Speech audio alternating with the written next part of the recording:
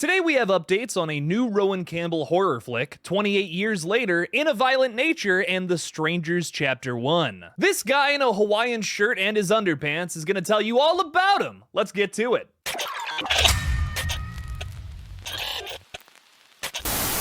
As we always do now, before we get into the updates, I want to thank my patrons who keep this page alive. Horror movie content is unfortunately one of the harder niches to grow in here on YouTube, so it's mainly because of you all that I can keep doing this gross little show. Patrons also helped me fund my short film that I'm currently working on and can see exclusive update videos on that by signing up. Please consider joining my Patreon or channel memberships by either clicking the link in the description of this video or hitting the join button. Thank you again to all of my patrons out there. Now let's get to the updates.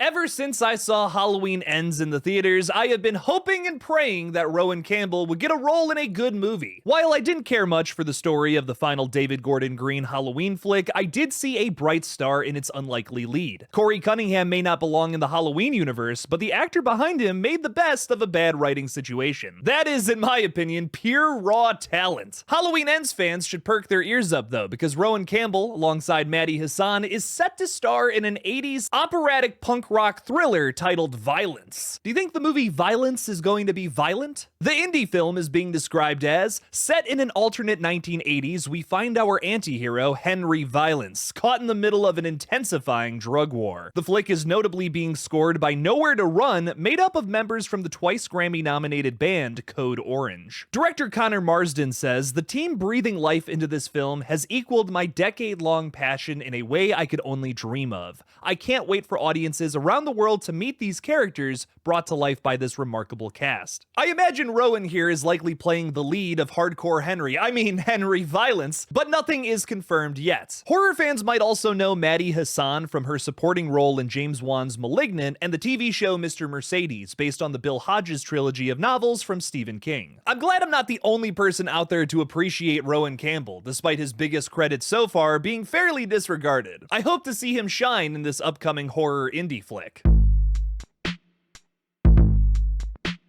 28 years later appears to already have the majority of its leading cast, with a straggler update coming in today. We've already learned that Jodie Comer, Aaron Taylor Johnson, and Ralph Fiennes have joined the list of potential zombie food, but today Jack O'Connell joins the cast. Horror fans probably know Jack best from movies like Eden Lake, but he's also going to be in the upcoming Amy Winehouse biographical film titled Back to Black. 28 Years Later, as a lot of you know, is the first film in a planned trilogy. The first one is being written by Alex Garland and directed by Danny Boyle, the same team that brought us the original film back in 2002. Nia DaCosta, who wrote Candyman 2021, is said to be directing the second entry. Production will likely start on the first movie real soon here. I'm very excited to see this continuation for many reasons. If it's the fact that we're finally getting a resolution to a cliffhanger all of us have been on since 2007, or just the simple fact that the thing I fear most in this life is zombies. Or for the sticklers out there, rage virus infected people. Call it whatever you want, but being eaten alive by a stranger's corpse sounds like the most horrifying way to go. Screw that.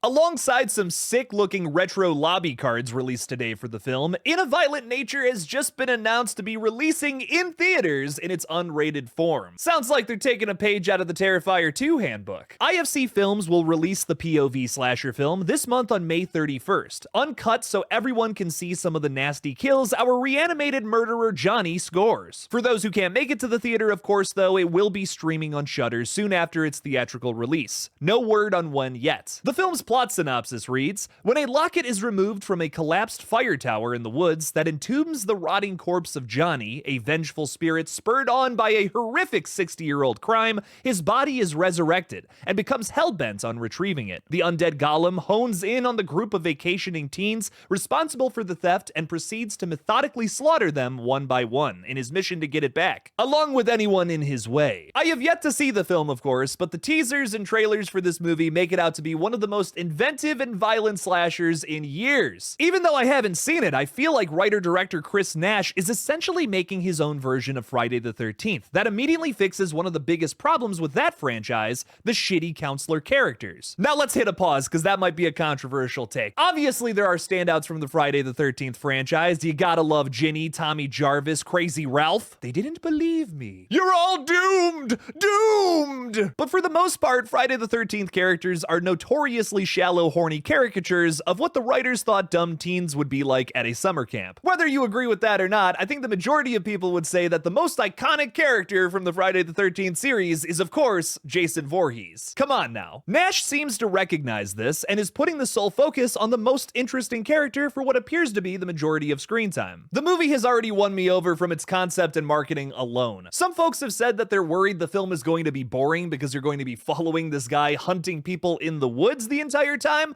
but I prefer it over seeing some teens just play grab ass with each other like how most slashers usually do. We saw that like 1,000 times in the 80s. Let's try this instead. For me personally, In a Violent Nature is one of the movies I'm the most excited about, and to hear that it's coming to theaters unrated is even more thrilling. Oh my god, let's go! The 31st cannot come soon enough.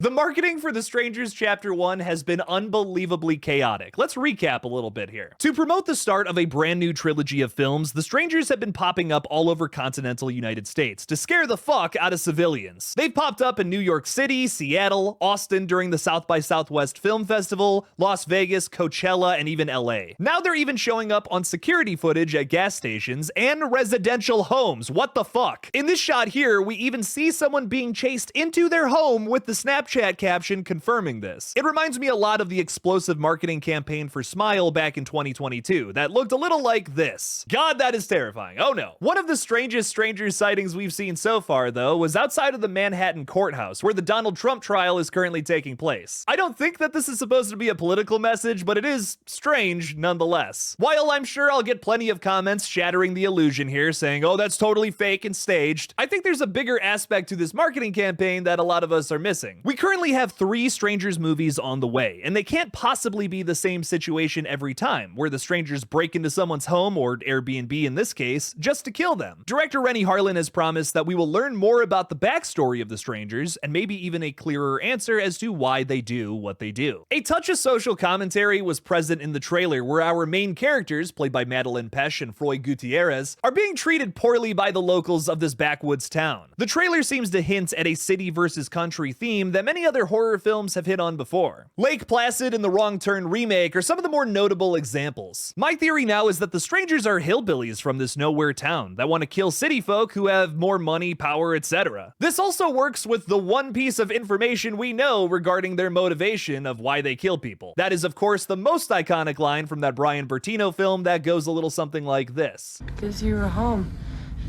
I don't hate the idea of the strangers killing people that come into their town from the city, then having to probably book it when the cops get onto them. But the best way to approach this is not to spell it out to the audience immediately. Or maybe never at all. I don't want to hear the characters under the masks plotting their next kill or explaining why they're gonna do it. I feel like that would shatter the illusion that has already been created with the characters. But you could always hint at it with who their next target will be and the next location they choose to strike. Whatever the motive ends up being for our strangers, I just hope they don't overdo it. This franchise was built on terrifying ambiguity, and I just hope they don't crush that with these 3 movies. It is, in my opinion, the strongest element to this entire franchise thus far. The less you know about the killer under the mask, the more intriguing they become. What do you guys think about today's updates? Which one has you the most excited? Leave me something about it in the comments below. If you do not subscribe, though, I will fill up all of the drinking glasses in your home with piss. I have done it before, I will do it again. I am the serial pisser, the guy you've probably seen on the news. Don't tell the cops yet, though, because I want to hit a couple more houses. For legal reasons, that's a joke in case there actually is a serial pisser out there. Thank you all again, and as always, don't forget to kill it out there, y'all.